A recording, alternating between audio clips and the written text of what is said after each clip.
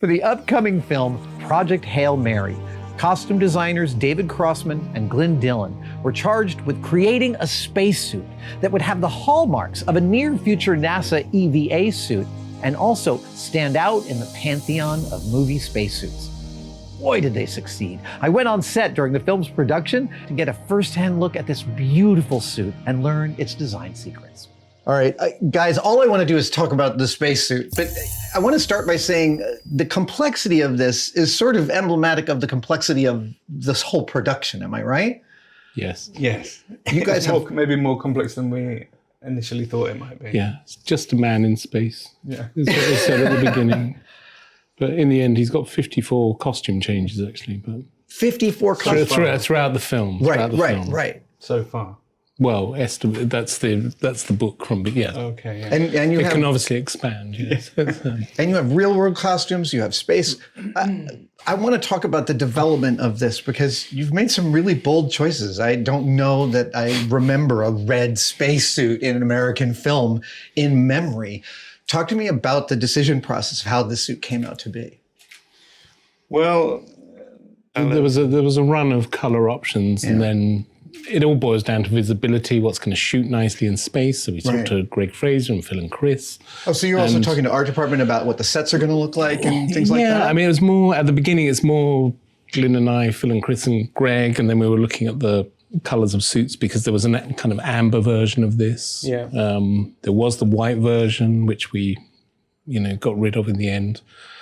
And then it was about the agility of the suit being an EVA suit, because normally, obviously, EVA suits are huge and bulky things. Structure inside. And so one of Ryan's first points of reference in his mind was this very kind of tight-fitting suit, which we'd already gone down the road of because we wanted the suit to be more agile and movable. It's all about the agility and trying to move, and every film, every actor wanting to do this, and doing everything. Yeah. So that's what we're trying to accommodate. But yeah, the color is the big thing. And I think everyone just thought reds.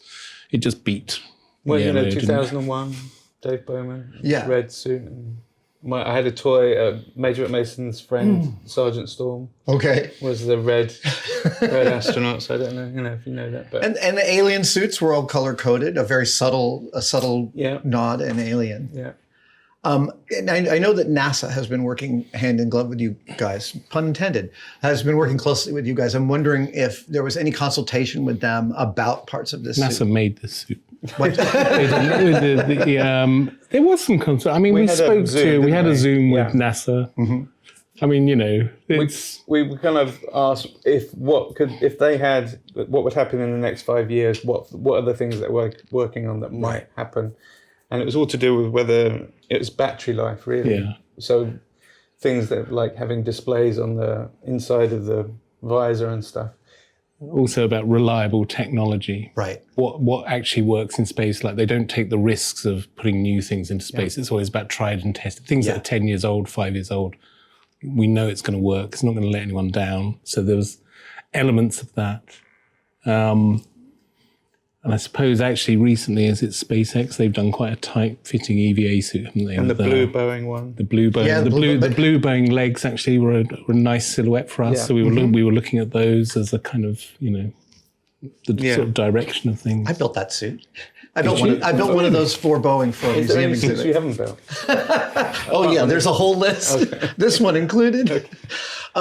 Speaking of being a tight-fitting suit, you guys have gone to wonderful lengths to give the impression of a ton of structure underneath while keeping it lightweight. That can't have been simple. I think it's that thing we wanted it to feel like an EVA suit. Yeah. And then if we're being asked to slim it down, it's like it's got to have some kind of feeling of structure to it, isn't it? And I think one of the things we found when we first had Ryan over just for a very basic first fitting, and when you fit just a base red suit on somebody with no detailing on it, it looks very much like, okay, slightly worrying. And then so we just keep injecting with all the details that we like and all the sort of the sections. So the suit, which we made here, made by Jenny, who... This was made by your cutting team. We drove insane making this. Yeah, so FB Effects made the hardware of the suit, and then we did the other elements. So your cutters did an amazing job. This is such beautiful. Ian Jones made the gloves here. Yeah. And the... You've got compression lacing in the gloves. well, because we wanted to just try and get those elements in because they're all the language of those classic spacesuits and classic kind of... So without it looking... We're trying not to have it look retro with kind of details like that, but just tiny bits, as long as it's not too much. And at one point we had some on the legs, but they got abandoned along the way. But it's nice to have a bit in there, I would imagine for you guys, any new job or new item to design is a process of like learning about this thing and putting it in your body, understanding it. Is there an aspect of the spacesuit that you didn't expect would surprise you, or that you like love the most after designing this? I think it was the layers of protection that the suit actually gives, all the layers against micrometeoroids and all that kind of thing. I was quite fascinated by, and hitting it at 64,000 miles an hour. This wouldn't last long. Somehow distributing that force. Yeah, exactly. It's those kind of layering. So you want to try and convey some of that without, no wonder the real suits are so big. But so you're just trying to get elements in there of some of that kind of support and extra. Yeah. And some of the pressurization of the suit, which we've tried to do in some of the leg pieces. Right, make it look slightly inflated. Yeah. Now, does Ryan have to wear a cool suit in there? I would imagine it's like wearing a quilt. The thing is as well, Ryan wanted to get away from a kind of spaceman because the original helmets that Glyn drew were bigger. They were much bigger. And then they kind of went down in size. And then there was moments of, do you want to talk about, the visors and the... Yeah, because originally we had some idea that there was talk with Phil and Chris that he might want to, like when he first meets Rocky, he might want to hide, might want to close things just have... So on some of the original Apollo suits, you had those visors that come down either side. And so we're doing one like that. Plus those blinkers as well. So that was going to happen. And then that kind of went to one side in a way, because I think probably I would want to have everything open if I was meeting someone for the first time, because I'd want to be able to see everything. But that kind of gave ideas to some of these ideas that maybe when you're flying, like, not flying, but floating that way, you can look through here and giving it a little bit more interest in the way of just... The skylights are wonderful. I haven't seen skylights before. This got so much smaller, this helmet, over the weeks. Once Ryan put the first one on, it's really nice. It can be a bit smaller. And then we went from wanted it to be helmet smaller. to helmet to helmet to helmet, and it was getting smaller and smaller and smaller. And so now we've ended up with this, where you can... To me, you can barely get your head in there. There's no room. But Ryan, that's how Ryan... He wanted kind of no negative space around his face. He just wanted everything kind of fitted and very close. Amazing. I think it worked. I really like it. Yeah, it really does. I mean, that's the thing. He's got great instincts. Good eye. That's the thing. He's not... a lot of actors do not, and he does. He does have good ideas and good... So you don't mind kind of going along the way. I mean, the thing that... obviously, whenever you're doing these films, visual effects always need to remove anything reflective. So this... The idea is, this is supposed to pull out, which is a good thing. And then so we can do shots of Ryan where this is replaced. And he doesn't have to breathe in here. Then he doesn't have to breathe. Suffer. But then, of course, this does look really good. When you can get a shot with the visor in, it looks amazing because you get that kind of 2001 feel of that lovely reflections on the visor. So then they started to... So then Grant and Andrew had already put fans in the helmet. Sure. But... obviously, the helmet's smaller and smaller, so there's not much space in there to actually move. So we had to devise a new one. Basically, in the end, we put a kind of fake air pump going up through the suit, through the kind of neck bearing, so it's feeding air up into to stop this fogging. This became uncomfortable after a while, so other methods were tried. Ian Jones, our prop maker, just kept making different versions, and then now we've got a hose. For certain shots, we've got a hose coming out the back, just feeding a lot of air in there. Well, NASA always loves the coming up and over. Yeah, because with the NASA suit, you've got space and you've got, Does he have a Snoopy cap as well? No, we sort of banned them on this film. First thing Ryan did ask was, do we have a Snoopy cap? But that was because he was thinking about zero gravity hair. Sure. So, but we thought the helmet would have come along, the technology would have come along enough, so that you don't need that intercom. All the communications already in there. And because he's in the ship alone all the time, so he's not really talking to it. So we just thought, well, NASA's moving away from the comms assembly. See, look, we're in tune. I also love the mission patch We love the mission. How it's got to be a lot of That took pressure. about 4 years to get through because The clearance. there was versions with there was versions without flags. Then we did the version with the flags. And then, of course, each nation has to clear its flag. Oh. They all have to see where their flag is, where it's going to be the right way sitting. up. Is it sitting the right way up? And so the mission badge on the EVA suit is a special kind of process done by this company in Germany and Taiwan. So it's a kind of metallized, molded. Oh, wow. It's Patch. beautiful. It's nice, isn't it? It's really And gorgeous. it's got so they take quite a while to make those badges. So we were running out of time on that and just trying to get these countries cleared. And lots of the countries wouldn't clear the flags. That means we would have had to remove, major countries from India to Canada from the flag. So there was a big thing. It went back and forward for weeks. And then we kept doing versions of the patch with different flags. Finally, all the flags cleared and we got the badge just in time. Well, and the NASA mission badge has such a long and like storied history. I would imagine there's a lot of pressure to get it to look exactly right. I love Yeah. them. I love all the other badges. All the patches. They're Yeah. great. So. It's the race to the mission patch, isn't it? Everybody starts on the film, the art department, costume department, all like, oh, do you want us to have a go at the mission patch? Oh, And then everyone wants to do it. Everyone's doing their versions of the mission patch, and it's like, oh, yeah, that's right. So we prevailed in the end. Yeah. But and then you've got it. Then all has to be balanced with NASA because we wanted NASA to be part of the suit, and so that I love that you have the worm. all of those have those kind of. The worm is back. Did you know you can't have Requirements. the worm without the meatball? I did not know that. Yeah, it's got to be. The worm has to show You up. can have the with meatball. You without can have the worm. meatball You can have alone. it the other way around. I did not know that. Yeah. And NASA's in one of their departments at Johnson, they took the N and the A and they extended the line, and they call that the heartbeat worm logo. Ooh. Yeah. We were looking at. It was. The other thing I am noticing as I walked in here and immediately started fondling this thing is how much looks like metal and isn't metal. Your guys' art department is incredible on that front. The number of metallics that are not metallic is blowing my mind.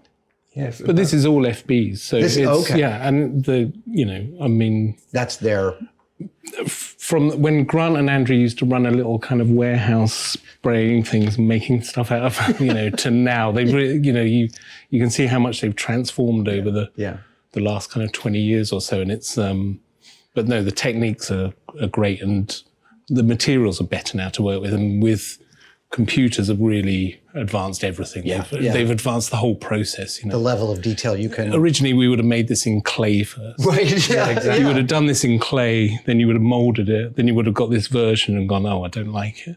Then you'd have to go back to the clay, so, all that kind of thing. Whereas the whole era of modeling on the computer is... We were able this- to make some last minute changes to the shape of this, literally. Yeah, and it means they can send a version to Glyn. Glyn can draw back Photoshop over over, it.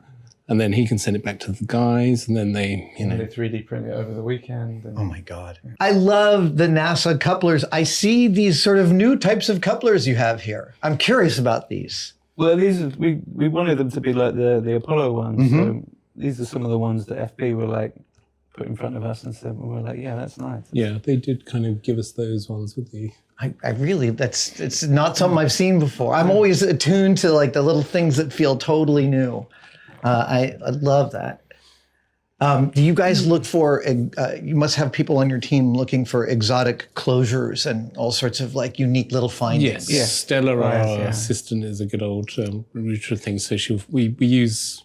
invisible zips. And Yeah, there's various companies. There's one called, is it Fiddlock? Fiddlock, yeah. They're always a popular brand for everybody. Yep. I use these. I actually make some bedrolls and I close them with these. Yes. I love them. we use these on Batman as well.